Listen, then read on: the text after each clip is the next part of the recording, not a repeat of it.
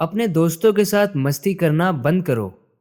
इसे इंग्लिश में कहेंगे stop goofing of with your friends.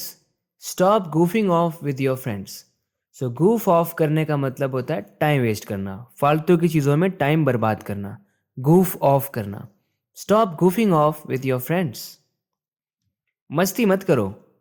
Don't goof of. Don't goof of.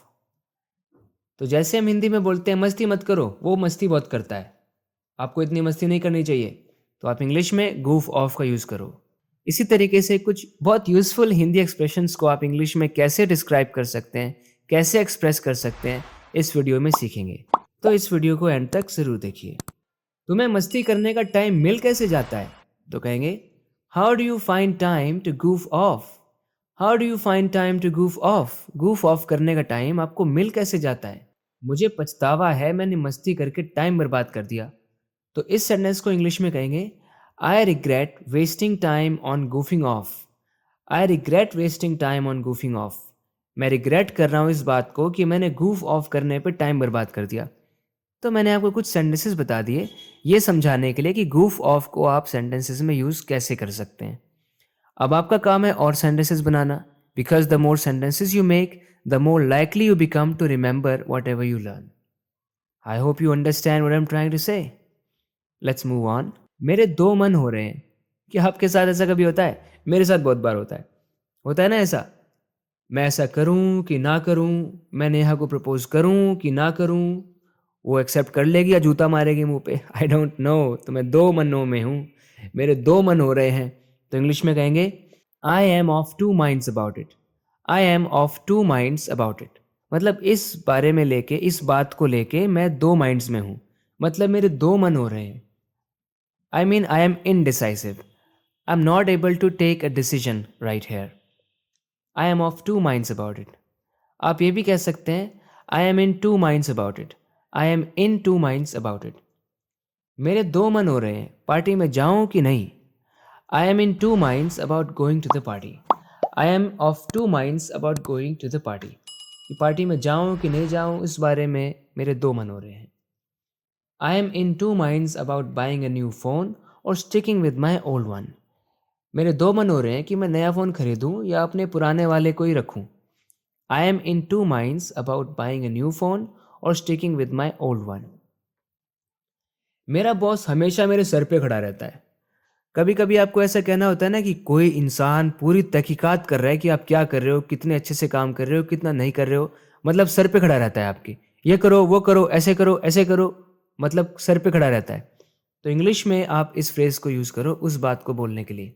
Someone breathes down your neck. My boss is always breathing down my neck. My boss is always breathing down my neck. तो ये कहने का मतलब होता है मेरे sir पे खड़ा रहता है हमेशा, मुझे ढंग से काम ही नहीं करने देता, देखता रहता है मैं क्या कर रहा हूँ क्या नहीं कर रहा हूँ। You know what I am trying to say. My boss keeps monitoring me. My boss keeps monitoring me. वो मुझे मॉनिटर करता रहता है। और एग्जाम्पल सेंटेंसेस देखिए। मेरे सर पे खड़े रहना बंद करो, जाओ दूर जाओ। Stop breathing down my neck. Stop breathing down my neck. Working is difficult when someone is breathing down your नेक। काम करना बहुत कठिन हो जाता है जब कोई बिल्कुल आपके सर पे खड़ा हो। Working is difficult when someone is breathing down your नेक। बोलकर अपनी छाती का बोझ हल्का कर लो। अब कई बार ऐसा होता है ना कि कोई चीज़ आपको अंदर ही अंदर खाए जा रही है। अब आप उस चीज़ को अगर बाहर निकाल दो, मतलब किसी को बता दो, तो आपकी छाती का बोझ हल्का हो जाता है। तो इंग्लिश में भी बाय चांस कॉन्सिडेंटली एक इडियम एग्जिस्ट करता है जिसका मतलब यही है, you get something of your chest. इसका मतलब आप कुछ बोल के जो बात आपको अंदर ही अंदर परेशान कर रही है उसको आप बाहर निकाल के किसी के साथ शेयर करके अपने छाती के बोझ को हल्का कर सकते हैं। Gate it off your chest.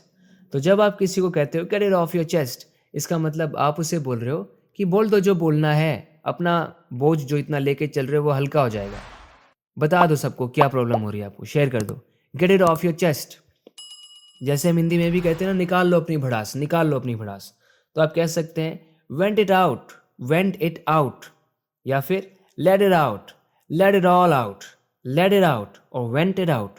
Gate it off your chest. ये तुझे बहुत महंगा पड़ेगा।